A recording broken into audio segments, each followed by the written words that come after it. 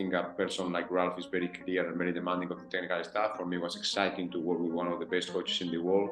Because sometimes the best coaches in the world are not always coaching the top teams in the world, and Ralph is one of those coaches that can easily coach a top team in the world. I think it's important, two things. It's important to have an identity as your personal identity and as the identity as an organization, as a football club, for example, that we are talking about my case. And it's also about the habits. So we didn't balance enough that experience, that expertise with the young talented players, and that's one of the focus that the club needs to review for the future.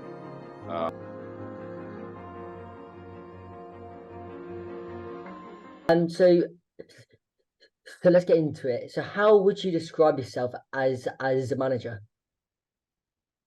Well, it's a good question. I will describe myself as a manager as I will describe myself as an honest person who try to do always to try to give always 100% inside, who has a great work ethic and great and solid values. And I try to be always robust and organized. And those are the things that I try to show to everybody that is in my organization and everybody who is working with me. And I'm a person that want to hear, want to learn every day, but at the same time, when I commit to consider to make great things, in football and in life. And but first of all, I try to be honest every time. For sure.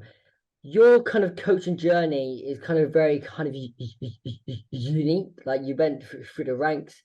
Obviously went to Copenhagen, you worked at kind of Valencia, and you worked at all these clubs, and eventually working with Ralph Hasenhüttl, and then getting a job over a period of time.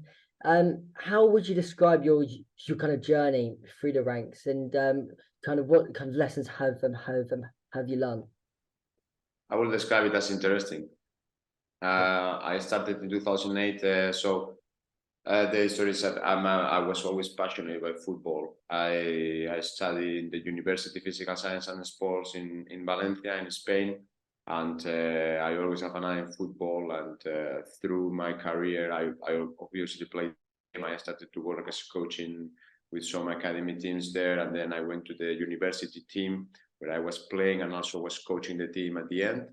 And then in 2008, I had the opportunity to join Kike Hernandez in Aris Thessaloniki, my first professional contract, and at the same time complete my pro education, my UEFA education.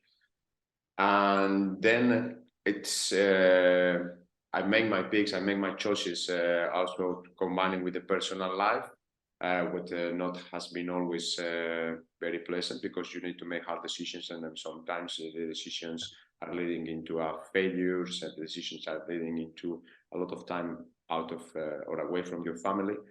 I want always to work, and I will always try to be the best manager or the best coach possible in the world of football, and to play against the very best, and to try to be one of them one day. And that's why I have been just trying to continue evolving through different countries, different positions during all my life. So I know it's quite I will not describe as a unique, but it's quite an uncommon way to do those things. But for me, it has been like a consequence of choices that I make during my life, and I was very conscious of that. My wife, my partner, my friend, she always has been very supportive with me in those things, letting me to do whatever I need to do to realize I want to be. And I think that has been one of the most important things. So it was right now, if I look behind me, it just looks like a lot of changes and a lot of things. That really has been, but a lot of times it was something that made sense to do. After watching you for the last year, for me, I can see your kind of leadership is very kind of demanding, and you also want to get really the best out of the players. How would you describe your kind of leadership style? If I talked to kind of one of your players right now that you worked under previously, and how would they really kind of describe you? Yeah, I would describe me as a very normal person. As a very normal person that it's very clear in what he wants or what I want. It is very clear in the demands. It's very clear in the way, for example, that we want to play. It's very clear that in the way that we want to behave. And a person that understands every situation and try to be supportive and try to elevate the persons around me. I'm not a person, I am a person with high demands, but that high demands are not coming directly from a very directive way style to lead, are coming from an environment and creating the very demanding environment, what we call in the leadership, what we call a culture, no? The creating that kind of culture that is not doesn't necessarily need nobody to push you. You are involved in that high performance environment that is just forcing you to be the very best that you can be. That will be described, and then everybody will describe me as a person that is very close to everybody, but at the same time a person that wants the very best every single day. You kind of mentioned that high performance environment, and that can be tough to set if you're in a relegation fight, and your form's low. So when you're kind of dealing with these adversities, when you're dealing with these kind of losses, how do you keep that high performance environment really consistent? I think it's important, two things. It's important to have an identity as your personal identity and as the identity as an organization, as a football club, for example, that we are talking about my case. And it's also about the habits.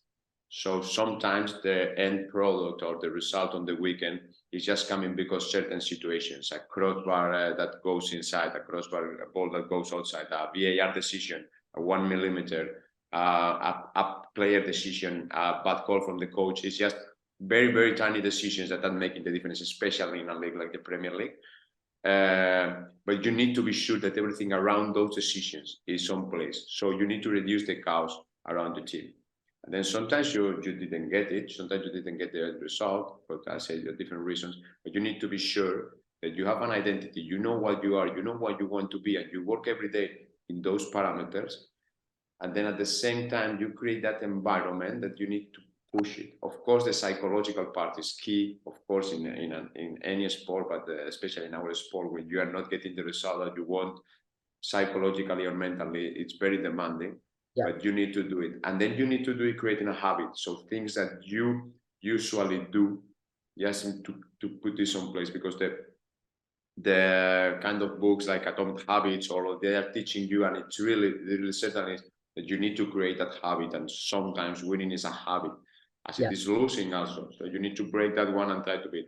Sometimes even putting everything on place or trying to be that, there is some external factors that are affecting that. So you need to be sure that you can clean also those external factors. And sometimes you cannot, but you need to be sure that you know which factors. And then in the case that you don't get it, in the case that you, for example, get relegated, as I did, you need to analyze every situation from the very beginning until the very end, and then see what you can do better next time you find yourself in that situation. Because if we go right to the start, when you joined Southampton, how did you get the call and how did you get the job in that case? Because obviously we knew that the new investments came in, kind of the new ownership came in, and obviously Ralph was in charge at that time. So talk to me about your early experiences there. Well, I was finishing FC Copenhagen. It was my second experience in Denmark after that first successful experience in AGF as assistant manager. Then Jes Torup and Peter Christiansen called me for FC Copenhagen. We turned the club. We made the club champion again in that season. And then at the end of that year, of that season, Southampton called me. Southampton has an ownership from Denmark, so they want to make a change in the technical staff, and they need some different profiles. They asked me if I was interested to make an interview just to start in the process. So I started the process, and one of the points of the process was to meet with Ralph to show my philosophy as a coach, as a person, the way I work, the experience, past experience, and I liked the project that Southampton was building at that time. And the way that things look, you know, when you get the project, it's always really good in the very beginning. And I think a person like Ralph is very clear and very demanding of the technical staff. For me, it was exciting to work with one of the best coaches in the world.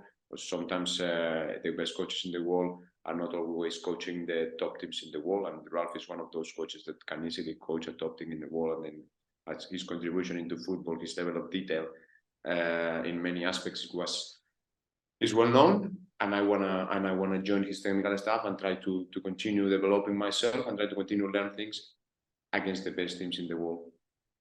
And that was it. And then they decided that I was the person that they wanna to choose to have the position of as a lead assistant coach. And then we started to create a structure around Ralph. What was the vision in that year, though? Was it to avoid relegation? Was it to get top 10? What was the plan? No, the vision was just the vision for a club like Southampton is always to avoid the relegation and then to see how far you can go. That was the vision. But the vision was to have a powerful team, a team that can compete against the very best, and also to have a young squad that we can develop. Do you think part of the problem, and I know this is hard really for you to answer, but it was because of the transfers that came in were not very kind of experienced? Do you think you lack the kind of experience? Well, it's difficult when you make certain replacements because the Premier League is that demanding that you need some expertise on that. Obviously, if you see the end product, if you see the result of the season, we didn't balance enough that experience, that expertise with the young talented players, and that's one of the focus that the club needs to review for the future. It's talking about the policy, and I'm not gonna go that much there. But certainly, as I said, when I was the manager there, and then I would talk about the squad, I always say that the squad was, when I took the team, the squad was really big, and I don't think it helps to anybody, not to one of the players, not to the coaches, not to the manager, to work with that amount of players, because at the end of the day in football, we can play with 11 players, we can have a squad of 9 players on the bench, and we end up with 31 first-team players. What it means that every time we have 10 to 11 players completely out of the football environment, of the match environment. That's not a common thing in football, and that's the things that's something that we should take in consideration when we build future teams. You talked a lot about kind of doing an identity, having an identity, and that identity is also off the pitch, but it's also on the pitch in terms of the way you play football. Now, you went from kind of Ralph to kind of Nathan Jones to you. Did you feel like, as a player in that kind of position, there's a lack of kind of, but there's a lack of consistency in terms of going from one way of playing to another way of playing to another way of playing?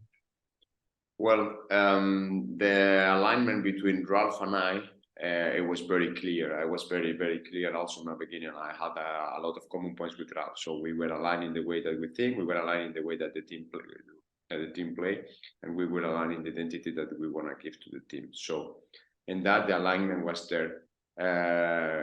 It was a little bit different with Nathan, because of course, when you change the coach, you usually try to break a little bit what it was before, especially in the middle of the season. As a player, I think you should ask them, because my feeling was from a different angle. I only can speak with you about certain conversations that I had, but it's not going to be realistically something that is an opinion. So I should not, and I cannot answer that question. When did you think that you really wanted the job?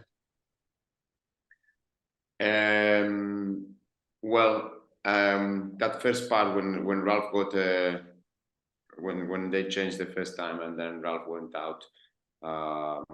We have that week when we play Sheffield Wednesday and Liverpool, and I got the team for the Sheffield Wednesday. I expected to get the team until the Liverpool game, but the club immediately found that replacement, and honestly, I expected to have that Liverpool game. I think everybody knows it, so it's not a secret. Then during the process with Nathan Jones, the World Cup came. We had the preparation, and there was a little bit ups and downs of that period. And then when the club decided to change the coach after the Wolverhampton game, and we took the team, my idea was, okay, this is the proper moment. This is the moment that we need to make something clear, because we need to give some identity. And I felt prepared to do that, and I think the club felt ready for me to do it. And that was the key moment. Straight after that Wolverhampton game, before the Chelsea game. How do you deal with the English media and also the outside noise? Because during that time, of course, it would have been very hard for you, and obviously would have been hard for the whole club. How do you deal with the players, but of course yourself as well, in your own kind of mental state? Because there's so much noise, there's so much doubt, there's a lot of opinions, and you are the leader of that club during that time. And how easy and how hard is that for you? Listen, I'm a person that I like process. I like the things and how to do things, and I need to know exactly. And if it's not exactly, to have an idea and to be ready for different scenarios. So from the very beginning, I decided to go one way in my behavior, in my coach philosophy, and in the way that my team play. So at the very beginning, what I said, yes, I just communicated in that way. Just communicate. I said, this is what we want, this is where we are, and this is what we want to be.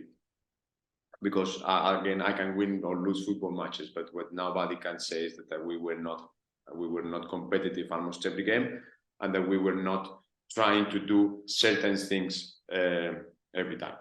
So that was the very beginning. And then, football, especially in the top level, is just noisy all around. So you just need to create the patterns to try to protect yourself, also to try to protect your family. And then you need to learn a little bit with that, because the level of exposure that you have into the world is nothing comparable with what it has been before. You start to be recognized in the supermarket when you go and watch your son playing football, when you go to the cinema. So, and those things, for the good and for the bad, are hard. The same that in the social media, it's so easy to get in trouble if you are too much in those social media spaces. So I quite early decided to cut a lot of those things in order to keep my mental health in point.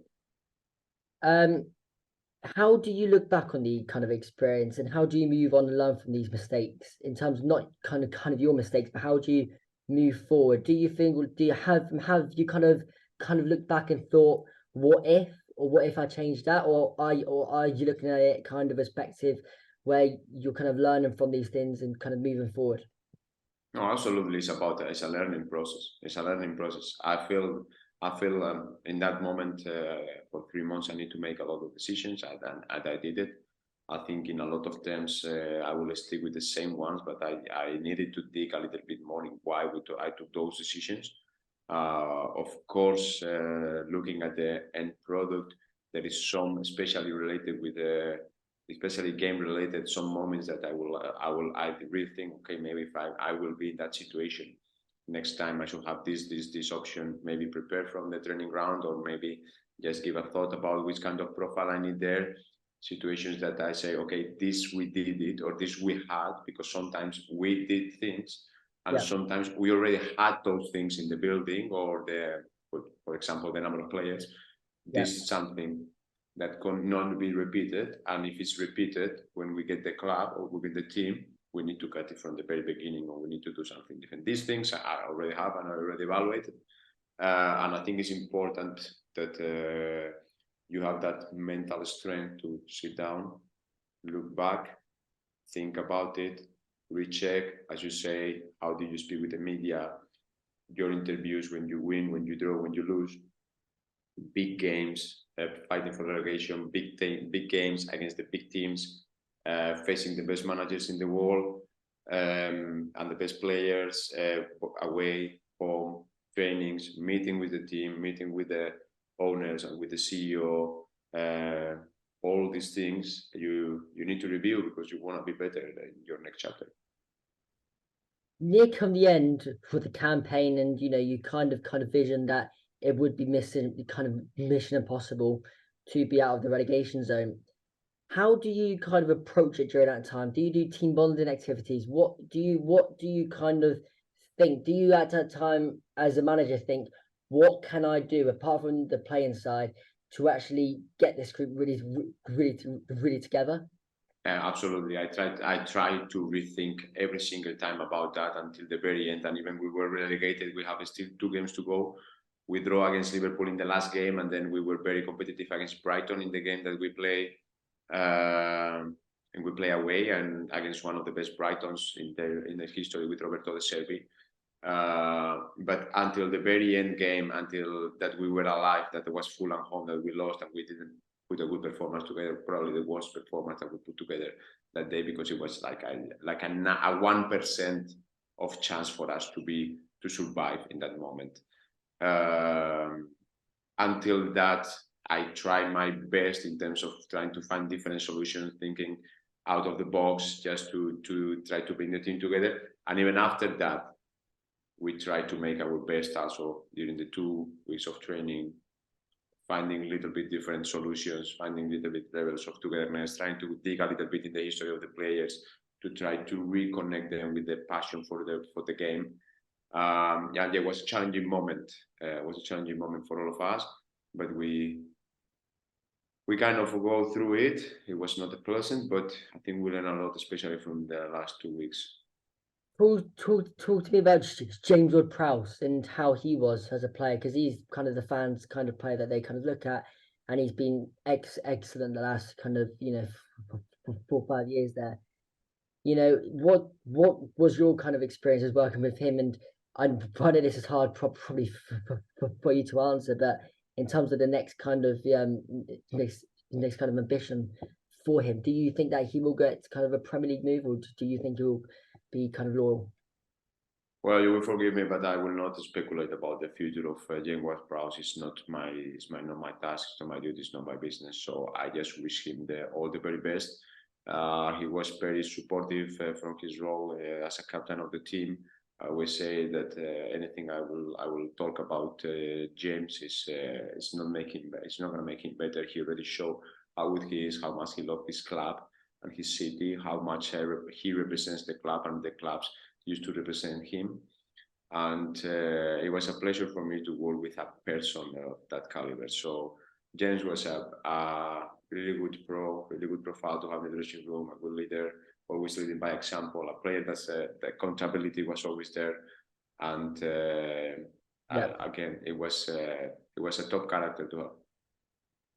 And kind of what now is now kind of next now, because for you, it present me kind of now looking at the next job and now kind of the next project. Yeah, we are talking with Reading. We already agreed terms with Reading. Yeah, they just relegated to the League One, so we want to create a project where we can just bounce back quick with the team. We want to create an environment of high performance and build something powerful for the next years. And this is what we are going now, just going through the paperwork to get the work permission and the visa in the UK, and hopefully soon I start to work with the team. Because just lastly now also, because I just wanted to ask you, because you mentioned Brighton's team and how amazing they are, and kind of the project that they've built over the now not just the years, but just years and years and years of project and work heading into that, and with the recruitment there, like it looks excellent there. That for you, and that for you, would that look like a high? Would that look like a high performance culture? Absolutely. I just we can talk about Brighton, we can talk about Brentford, we can talk about so many teams that nobody expect them to be there, but there is a well executed plan and a well planned and very well planned before, but the execution has been excellent. So one step at a time, with trying to build a strong philosophy when everybody in the club knows exactly what the club is, when everybody feels safe, when everybody knows the job, when a lot of specialization is coming into the house. So it's not anymore that football that you can have an opinion. It's actually facts. It's actually not only stats, it's actually environment, it's actually training facilities, stadium facilities, getting the knowledge in the house, getting the people that want to get this knowledge and go beyond that. And I think those two clubs, for example, Brighton and Brentford in UK, has been a great example of what you should do and how it looks a a long-term project, a long-term vision, and how to make the execution for this to happen. In terms of the managers in the Premier that you've kind of came up against, who do you look at and go kind of admire him, kind of learn off him? No, listen, it's the best in the world. You yes have a few outside that are also competing in Champions League, maybe in a different competition, but when you play against Pep Guardiola, Jurgen Klopp, Erik ten Hag, Eddie Howe in Newcastle, Roberto De Zerbi in Brighton, and I had the privilege to compete against them. It's a privilege, and then you learn from them. You learn from them, and then you try to beat them. And we were not far away to beat some of them. We beat Graham Potter with Chelsea. We beat Brendan Rodgers in Leicester. We draw against Manchester United, and we compete against other managers like Thomas Frank in Brentford. We didn't win; they won us. But we also look at them and say, okay, we can also do something in this kind of environment. So that's the good thing. Well, thank you very much. I really appreciate your time on here. You know, what really comes to me and what I've kind of learned from you is kind of your leadership style and how you want to set these high performance cultures, and how you're really a manager that really trusts the process and really needs the time and really needs the patience to be able to execute the process. So I've learned a lot from you, and I really appreciate your time.